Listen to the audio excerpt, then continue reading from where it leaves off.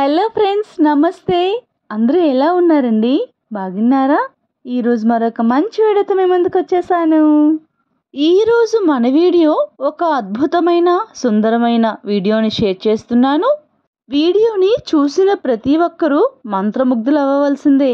మరి మన విజయనగరం రామనారాయణంలో మన ఆంధ్ర అయోధ్య రామాయణం చూద్దామా? రామనారాయణం శ్రీమద్ రామాయణ ప్రాంగణం ఆంధ్రప్రదేశ్ రాష్ట్రంలోని విజయనగరం జిల్లాకు చెందిన ప్రసిద్ధ పుణ్యక్షేత్రం. విజయనగరానికి చెందిన ఎన్సిఎస్ చారిటబుల్ ట్రస్ట్ స్థాపకులు నిర్వాహకులు అయిన శ్రీ నారాయణం నరసింహమూర్తి గారి సంకల్పంతో వారి కుమారులు కట్టించిన అద్భుత కట్టడం ఇది. మార్చి 22, 2014 నాడు ఎంతో ప్రతిష్టాత్మకంగా ప్రారంభోత్సవం జరిగింది. గరికపాటి నరసింహమూర్తి గారు, తిరుపావై కోకిల మంజుశ్రీ, చాగంటి కోటేశ్వరరావు గారితో సహా ఎందరో మహానుభావులు ఈ కార్యక్రమానికి విచ్చేసి తమ అద్భుత ప్రసంగాలతో భక్తులను అలరింపజేశారు. ఈ ఆలయం రామబాణం ఆకారంలో ఉన్న ఒక గొప్ప కట్టడం. ఈ ఆలయం చుట్టూ రామాయణ ఘట్టాలను ఆవిష్కరించారు. ఈ రామాలయం విజయనగరం నుంచి కోరుకొండ వెళ్లే దారిలో ఉంటుంది. విజయనగరం రైల్వే స్టేషన్కు సుమారు 9 కిలోమీటర్ల దూరంలో ఈ దేవాలయం కలదు. ఈ పుణ్యక్షేత్రాన్ని ఎన్సిఎస్ ట్రస్ట్ నిర్మించింది. ఆ ట్రస్ట్ వ్యవస్థాపకులు నారాయణం నరసింహమూర్తి గారి కోరిక మేరకు ఆయన కుమారులు ఈ ఆలయాన్ని నిర్మించారు. ఈ అద్భుత కట్టడం సుమారు 15 ఎకరాల విస్తీర్ణంలో నిర్మించారు. ప్రస్తుతం ఈ కట్టడం ఆధ్యాత్మిక పర్యాటక కేంద్రంగా పేరుగాంచింది. ఈ ఆలయాన్ని ధనుస్సు ఆకారంలో నిర్మించారు. అంతేకాదు, ఈ ఆలయంలో చాలా విశేషాలు దాగి ఉన్నాయి. వాల్మీకి విరచిత రామాయణంలోని ముఖ్య భాగాలను 72 ఘట్టాలుగా విభజించి వాటికి సంబంధించి 72 విగ్రహాలను ఇక్కడ ఏర్పాటు చేశారు.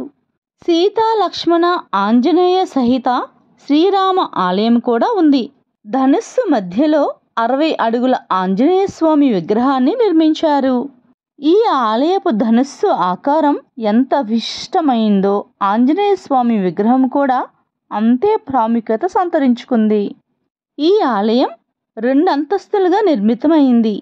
పైన ఆలయాల బయట జయ విజయులు, గరుత్మంతుడు, శుకుడు, నారద తుంబురుల విగ్రహాలు కొలువై ఉన్నాయి. క్రింద మెట్లకు ఇరువైపులా 16 అడుగుల ఎత్తు ఉన్న శ్రీ మహాలక్ష్మి, శ్రీ సరస్వతుల విగ్రహాలు ఉంటాయి. మెట్లకు ముందు ఈ ఆలయ వ్యవస్థాపకులు నారాయణం నరసింహమూర్తి విగ్రహం ఉంటుంది. అంతేకాదు, ఇక్కడ ఒక పూల తోట కూడా ఉంది. క్రింది అంతస్తులో అల్పాహారశాల, అన్నప్రసాదాలశాల, గ్రంథాలయం, వేద పాఠశాల, ధ్యాన మందిరం, కళ్యాణ మండపం, గోశాల వంటివి ఉన్నాయి. ఈ ఆలయ ప్రాంగణంలో వేద పాఠశాల నిర్వహిస్తున్నారు. ప్రస్తుతం ఈ పాఠశాలలో 65 మంది పిల్లలు అభ్యసిస్తున్నారు. అలాగే ఈ ఆలయాన్ని చూడటానికి వచ్చే భక్తులు, సందర్శకులకు అన్నదాన కార్యక్రమం కూడా ఉంటుంది. ఇంకా ఇక్కడ ఇతర దేవతలకు చెందిన చిన్న చిన్న ఆలయాలు అనేకం ఉన్నాయి. ఆయా దేవతామూర్తుల జన్మ నక్షత్రాన్ని బట్టి వారికి ఆయా రోజుల్లో అభిషేకాలు, ప్రత్యేక పూజలను నిర్వహిస్తూ ఉంటారు. రామాయణం ఘట్టాలను తెలిపే ఆయా విగ్రహాల వద్ద నిల్చొని ఆ ఘట్టం గురించి పర్యాటకుల కోసం తెలుగు, ఇంగ్లీష్, హిందీ భాషల్లో తెలుసుకునే విధంగా ఏర్పాట్లు చేశారు. ఇక్కడ చాలా అద్భుతమైన విషయం ఏమిటంటే లేజర్ షోను కూడా నిర్వహిస్తారు.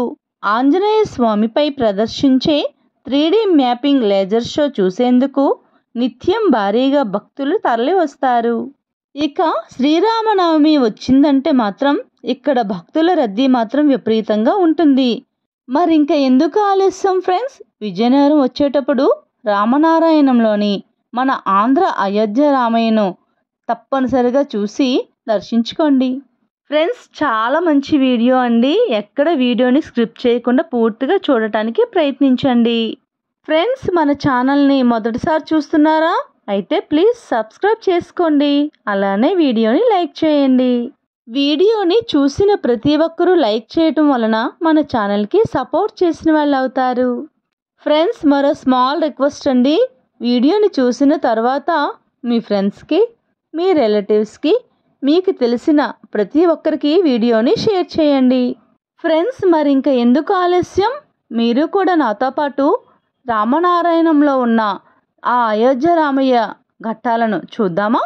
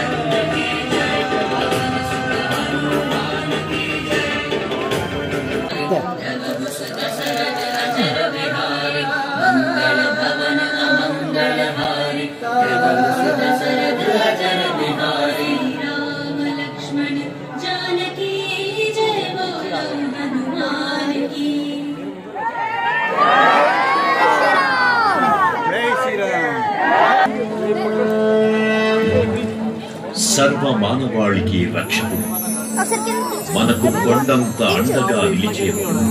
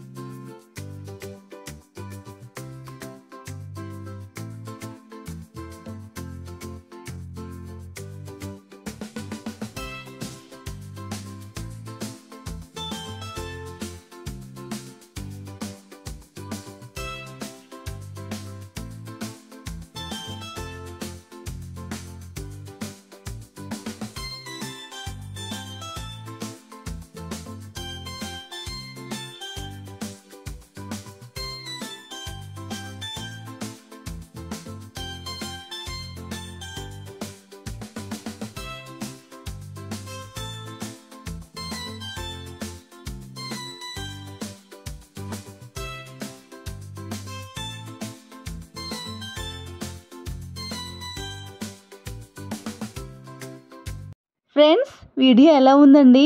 నచ్చిందా? వీడియో మీకు పూర్తిగా నచ్చిందని అనుకుంటున్నాను.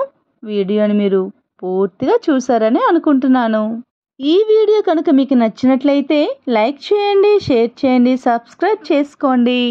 మరెన్నో మంచి మంచి వీడియోస్తో మీ అందరి సపోర్టుతో మరొక మంచి వీడియోలో కలుద్దాం. నమస్తే ఫ్రెండ్స్, బాయ్.